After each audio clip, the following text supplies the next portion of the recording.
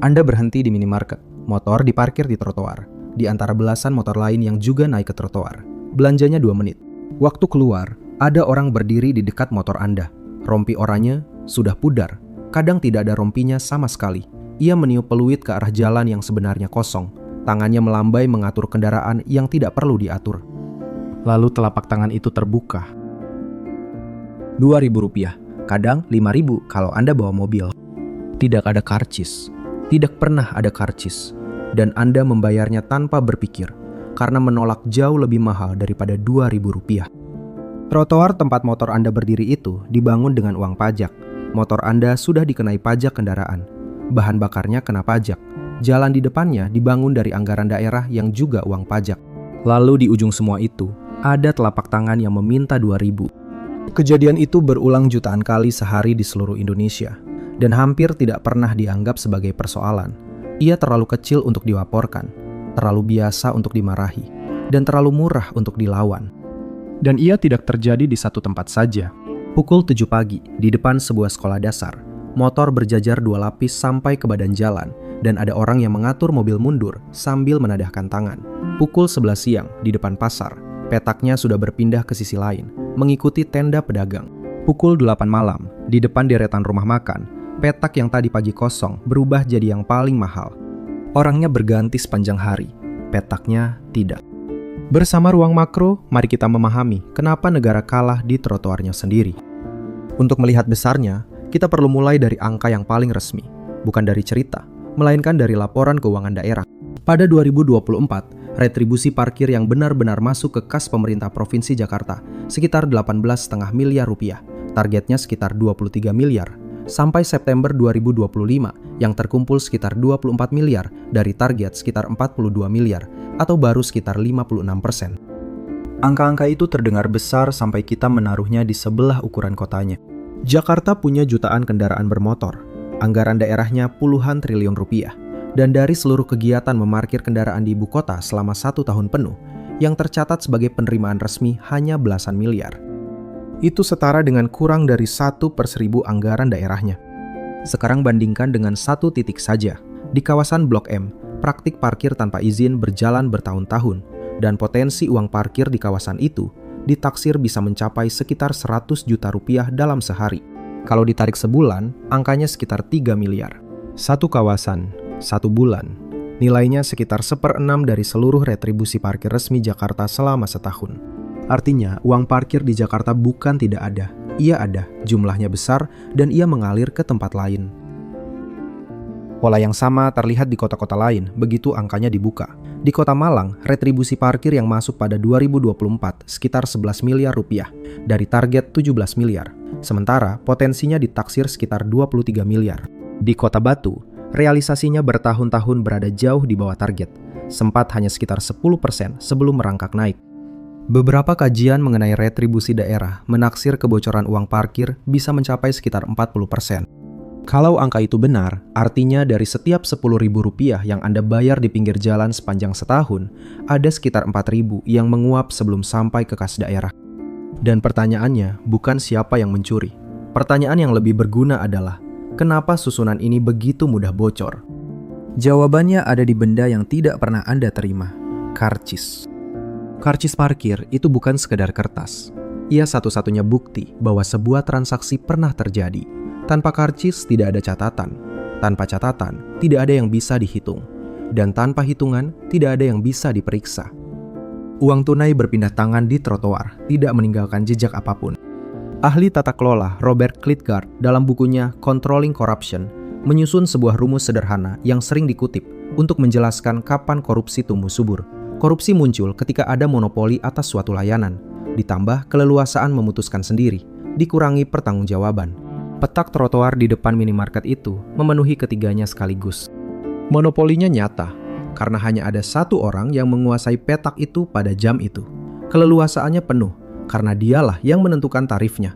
Dan tarif itu bisa berubah menurut wajah Anda, mobil Anda, atau plat nomor Anda. Dan pertanggungjawabannya 0. Karena tidak ada karcis, tidak ada nama, tidak ada nomor yang bisa dilaporkan. Rumus Klitgaard tentu tidak disusun untuk menjelaskan trotoar di Indonesia. Namun, ketiga bahannya berkumpul di situ dengan kadar yang hampir sempurna. Artinya, kebocoran uang parkir bukan kelalaian petuksi yang malas menagih. Ia akibat yang bisa diperkirakan dari susunan yang memang tidak punya alat untuk mencatat dirinya sendiri. Tetapi uang yang tidak sampai ke kas daerah itu tidak lenyap. Ia pergi ke suatu tempat, dan tempatnya punya susunan yang cukup rapi. Di banyak kota, uang parkir bergerak melalui rantai bertingkat. Juru parkir berdiri di jalan dan menerima uang tunai. Di atasnya ada pengawas yang memantau. Di atasnya lagi ada koordinator lapangan yang mengumpulkan setoran. Dari koordinator itulah sebagian uang diteruskan ke rekening pemerintah daerah. Susunan itu terdengar tertib di atas kertas. Persoalannya, jumlah yang naik ke atas ditentukan oleh orang yang berdiri paling bawah, dan tidak ada satupun lembar bukti yang menyertainya. Lalu ada satu lapisan lagi yang tidak tercantum di bagan manapun. Seorang juru parkir di Jakarta bisa menyetor sekitar Rp50.000 sehari kepada orang yang disebut pemilik lapak, yaitu orang yang menguasai wilayah itu. Setoran itu tidak ada hubungannya dengan pemerintah daerah. Ia pembayaran untuk sesuatu yang lain, untuk izin berdiri di situ. Dan begitu ada orang yang bisa menjual izin berdiri di sepetak trotoar milik umum, kita tidak lagi sedang membicarakan pekerjaan, kita sedang membicarakan kepemilikan. Petak trotoar itu telah berubah menjadi harta. Ia punya harga sewa harian, ia punya pemilik, dan ia bisa dipindah tangankan. Sosiolog Diego Gambetta dalam bukunya The Sicilian Mafia, The Business of Private Protection, menjelaskan bahwa yang sesungguhnya diperdagangkan kelompok semacam itu bukan kekerasan, melainkan perlindungan. Mereka menjual jaminan bahwa Anda boleh berdagang di suatu tempat tanpa diganggu, termasuk tanpa diganggu oleh mereka sendiri. Kerangka Gambetta ditulis untuk Sisilia pada abad ke-20, dan tentu tidak disusun untuk trotoar Jakarta. Namun barang dagangannya persis sama. Yang dibeli juru parkir dengan Rp50.000 itu bukan gerobak, bukan alat, dan bukan pelatihan. Yang ia beli hak untuk tidak diusir.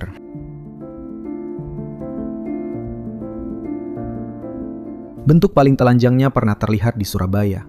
Polisi menangkap beberapa orang yang mengaku anggota sebuah organisasi masyarakat, memasang bendera organisasi itu di sebidang lahan kosong milik orang lain, lalu menyewakan lahan tersebut kepada orang lain lagi.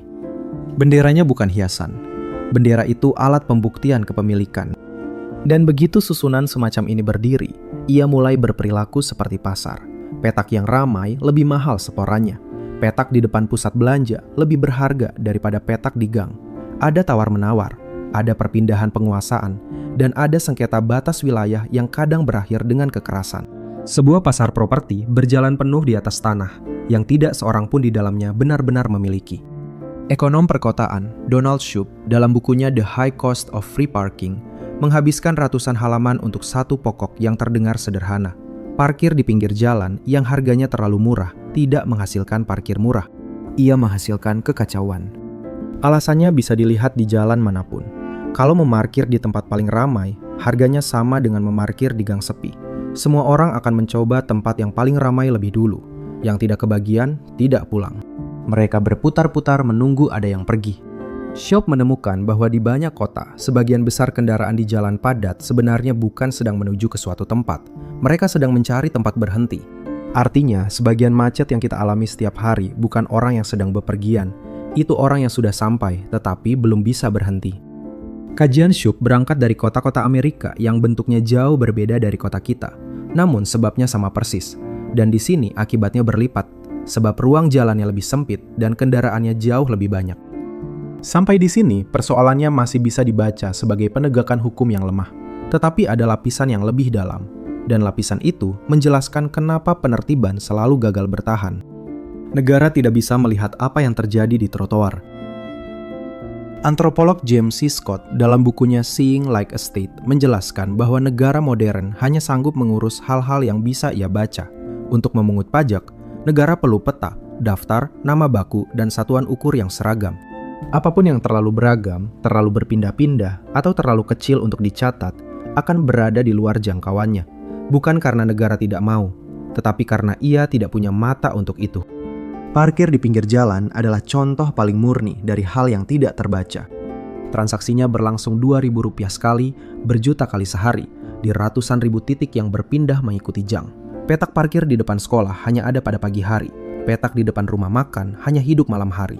Petak di depan pasar berpindah sendiri ketika pasarnya pindah. Untuk mencatat semua itu, negara harus menempatkan seorang petugasnya di setiap titik, sepanjang hari, setiap hari. Dan begitu negara menempatkan seorang petugas di setiap titik, ia baru saja menciptakan juru parkir. Hanya saja kali ini bergaji. Disitulah letak jebakannya. Biaya mengawasi transaksi Rp2.000 lebih besar daripada Rp2.000 itu sendiri. Maka negara menyerahkan pemungutannya kepada orang lain, dan orang lain itulah yang menguasai satu-satunya catatan yang ada. Keadaan ini tidak lahir kemarin. Ia tumbuh dari kekurangan yang jauh lebih tua. Kota-kota besar Indonesia berkembang jauh lebih cepat daripada kemampuannya menyediakan tempat parkir. Jumlah kendaraan bermotor meledak sejak akhir abad ke-20, terutama sepeda motor yang harganya terjangkau lewat cicilan. Ruko dibangun tanpa lahan parkir yang memadai. Pasar tumbuh di bahu jalan. Perumahan padat berdiri tanpa satupun petak parkir umum. Sepeda motor mengubah skalanya sepenuhnya. Ia murah, bisa dicicil dengan uang muka kecil, dan satu rumah bisa punya 3 atau 4 sekaligus. Sebuah keluarga yang dulu memarkir 1 kendaraan, kini memarkir 4 di rumah yang halamannya tidak bertambah 1 meter pun. Bangunannya pun tidak menyiapkan tempat. Deretan ruko dibangun mepet ke bahu jalan dengan halaman selebar 1 motor. Rumah makan dan minimarket berdiri di lahan yang habis untuk bangunannya sendiri. Perumahan padat dibangun dengan gang selebar 2 motor berpapasan, tanpa satupun petak parkir bersama. Setiap kendaraan baru membutuhkan tempat berhenti, dan tempat itu tidak pernah disiapkan siapapun. Maka kendaraan berhenti di satu-satunya ruang yang tersedia, yaitu ruang milik umum. Bahu jalan, trotoar, mulut gang, halaman depan pertokoan. Ilmuwan sosial Asef Bayat dalam bukunya Life as Politics menggambarkan gejala yang ia sebut perambahan senyap, yaitu cara orang kecil di kota-kota besar mengambil sedikit demi sedikit ruang dan layanan publik tanpa gerakan, tanpa tuntutan, dan tanpa pemimpin. Tidak ada yang mengumumkan pengambil alihan itu. Ia terjadi satu gerobak, satu lapak, satu petak, setiap hari, sampai tidak bisa lagi dikembalikan. Kajian Bayat berangkat dari kota-kota di Timur Tengah, bukan dari Indonesia. Namun cara kerja yang ia gambarkan menjelaskan sesuatu yang penting di sini. Tidak ada satu hari pun ketika trotoar diambil alih. Trotoar itu berpindah tangan secara perlahan, tanpa peristiwa yang bisa ditunjuk. Dan disinilah cerita ini menjadi jauh lebih rumit daripada sekedar kisah pemerasan.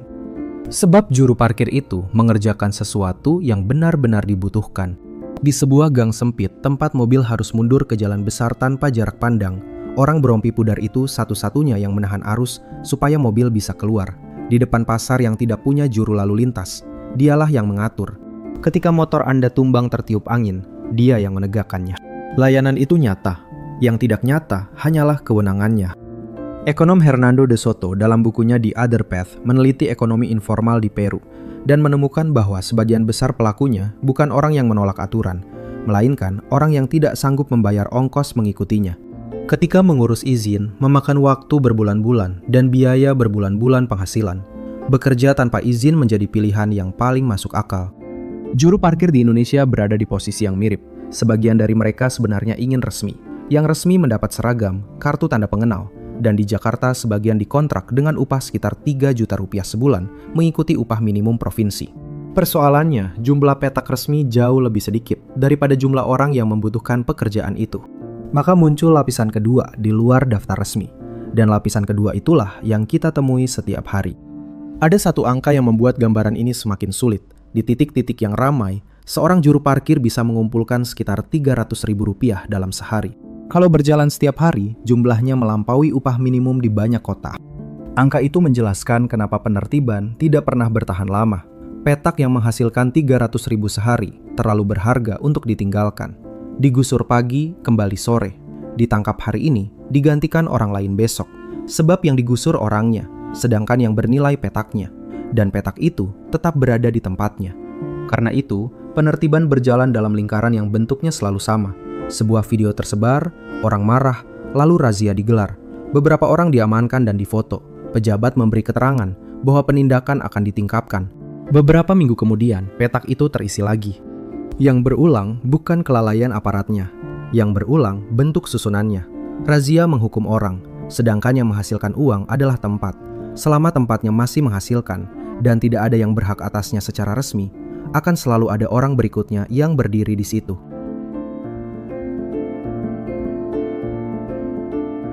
Perlu ditambahkan bahwa tidak semua juru parkir menghasilkan sebanyak itu. Di gang sepi dan jalan kecil, penghasilannya jauh lebih kecil dan tidak menentu. Yang menghasilkan 300.000 sehari adalah petak terbaik, dan petak terbaik justru yang paling ketat penguasaannya. Ketika negara akhirnya bergerak, ia biasanya bergerak dengan cara yang paling masuk akal di atas kertas, membuat pencatatannya menjadi elektronik. Pemerintah daerah di berbagai kota memperkenalkan pembayaran parkir memakai kode pembayaran digital, kartu atau aplikasi. Logikanya benar dan langsung menyasar akar persoalan. Kalau uangnya tidak lagi berpindah sebagai lembaran, setiap transaksi meninggalkan catatan, dan catatan itu tidak bisa disembunyikan. Hasilnya, di titik-titik yang benar-benar menerapkannya memang besar. Pemerintah Provinsi Jakarta pernah menyebut penerapan aplikasi parkir menaikkan retribusi di lokasi tertentu sampai beberapa kali lipat. Tetapi kenaikan itu terjadi di lokasi yang memang sudah resmi. Dan disitulah pembayaran digital menemui batasnya. Ia memperbaiki pencatatan di tempat yang sudah tercatat. Ia tidak menyentuh sama sekali orang yang berdiri di depan minimarket tanpa seragam, tanpa karcis, dan tanpa nama di daftar manapun. Menaruh kode pembayaran digital di petak resmi memperbaiki kebocoran di satu sisi. Ia tidak mengubah apapun di sisi yang tidak pernah masuk hitungan. Di Bandung pernah ditemukan juru parkir yang memungut sekitar Rp30.000 dan memberikan kwitansi warung sebagai gantinya tanpa seragam dinas perhubungan sama sekali. Di Surabaya, 2 orang pernah memaksa rombongan bus peziarah membayar sekitar Rp160.000 tanpa karcis. Dan peristiwa itu baru ditindak setelah videonya tersebar luas. Yang menghentikan keduanya bukan sistem pembayaran. Yang menghentikan keduanya, kamera telepon genggam dan kemarahan orang banyak. Maka ada satu pertanyaan yang wajib diajukan sebelum menyimpulkan apapun. Apakah ada negara yang benar-benar menyelesaikannya? Ada, dan cara mereka menyelesaikannya sama sekali tidak menyentuh trotoar. Jepang mengesahkan Undang-Undang Garasi pada 1962. Isinya satu syarat yang terdengar sederhana. Untuk mendaftarkan sebuah mobil, pemiliknya harus lebih dulu membuktikan bahwa ia punya tempat untuk menaruhnya. Buktinya berupa surat keterangan tempat parkir yang dikeluarkan kepolisian. Tempatnya harus berada dalam jarak sekitar 2 km dari alamat tinggal, dan ukurannya harus cukup untuk kendaraan itu. Tanpa surat tersebut, penjualnya tidak akan menyerahkan mobil, dan pendaftarannya tidak bisa diselesaikan. Aturan itu tidak menuntut pemiliknya memiliki lahan, menyewa pun cukup, dan biaya mengurus suratnya kecil, sekitar 2.000 yen. Di daerah yang lahannya lapang, syaratnya dilonggarkan. Di pusat kota seperti Tokyo, ia tetap berlaku. Letak keputusannya yang menentukan. Jepang tidak menambah petugas di jalan, tidak memperbanyak razia, dan tidak membuat aplikasi pembayaran.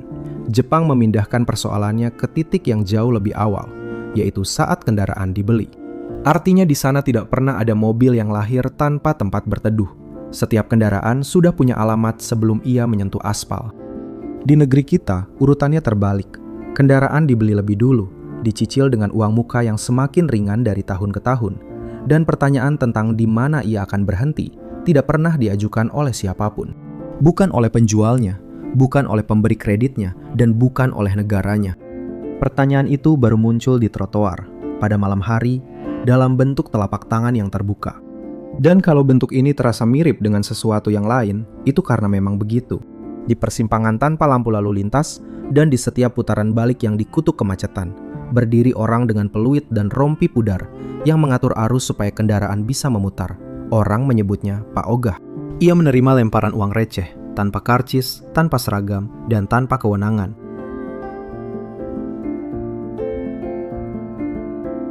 Susunannya sama persis dengan juru parkir. Ada ruang jalan yang berharga pada jam tertentu. Negara tidak menaruh siapapun di situ. Maka ada orang lain yang menaruh dirinya sendiri, memberi layanan yang memang dibutuhkan, lalu menagih harga yang ia tetapkan sendiri. Perbedaannya hanya pada barang yang dijual. Juru parkir menjual tempat berhenti. Pak Ogah menjual kesempatan berbelok. Keduanya menjual sesuatu yang sudah Anda bayar lewat pajak. Bentuk yang sama muncul di banyak tempat lain begitu kita mencarinya. Di pintu masuk pasar yang tidak berpalang, di jembatan penyeberangan yang lampunya mati, di antrean masuk tempat wisata pada hari libur panjang. Dimanapun ada ruang umum yang bernilai pada jam tertentu dan tidak ada yang mengurusnya, akan muncul seseorang yang mengurusnya sambil menagih. Artinya, persoalan ini bukan persoalan parkir. Parkir hanya bentuknya yang paling sering kita temui. Sampai di sini, seluruh cerita masih bisa dibaca sebagai kegagalan administrasi. Maka ada 3 pertanyaan yang perlu diajukan dengan terang sebelum kita menutupnya. Pertanyaan pertama, siapa yang membayar? Yang membayar orang yang berhenti. Dan beban itu paling terasa bagi pengendara sepeda motor, yaitu kelompok terbesar, sekaligus yang penghasilannya paling tipis. Rp2.000 terdengar kecil, tetapi pengemudi ojek daring yang berhenti belasan kali sehari membayarnya belasan kali.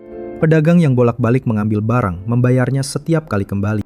Dihitung sebulan, angkanya bisa menyamai 1 hari penghasilan penuh, dan seluruhnya dibayar untuk memakai tanah yang sudah dibangun dengan uang pajaknya sendiri.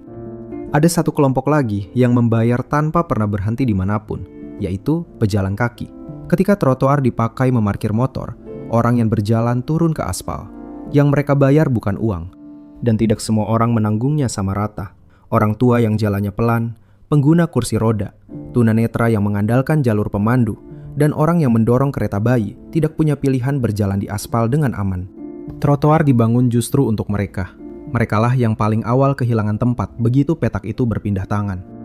Ongkos ini tidak pernah muncul di laporan manapun, sebab tidak ada satuannya. Tidak ada kolom di anggaran daerah untuk mencatat berapa orang yang berhenti berjalan kaki karena trotoarnya sudah tidak bisa dilewati. Pertanyaan kedua, siapa yang memutuskan? Tarif parkir resmi ditetapkan lewat peraturan daerah, dibahas di kantor pemerintahan dan di gedung dewan. Tetapi tarif yang benar-benar berlaku di trotoar ditetapkan oleh orang yang berdiri di situ pada jam itu, dan ia tidak pernah membaca peraturan tersebut. Ada 2 daftar tarif di negeri ini, 1 tertulis dan sah, 1 berlaku. Pertanyaan ketiga, siapa yang tidak bisa menolak? Yang pertama, pengendara. Secara hukum, Anda berhak menolak membayar kepada orang tanpa seragam dan tanpa karcis. Secara nyata, Anda sedang sendirian, di malam hari, dengan kendaraan yang harus Anda tinggalkan lagi besok di tempat yang sama. Menolak Rp2.000 bukan soal uang, ia soal risiko. Yang kedua, juru parkirnya sendiri. Dan bagian ini yang paling jarang disebut. Orang yang menyetor Rp50.000 setiap hari kepada penguasa lapak juga tidak bisa menolak.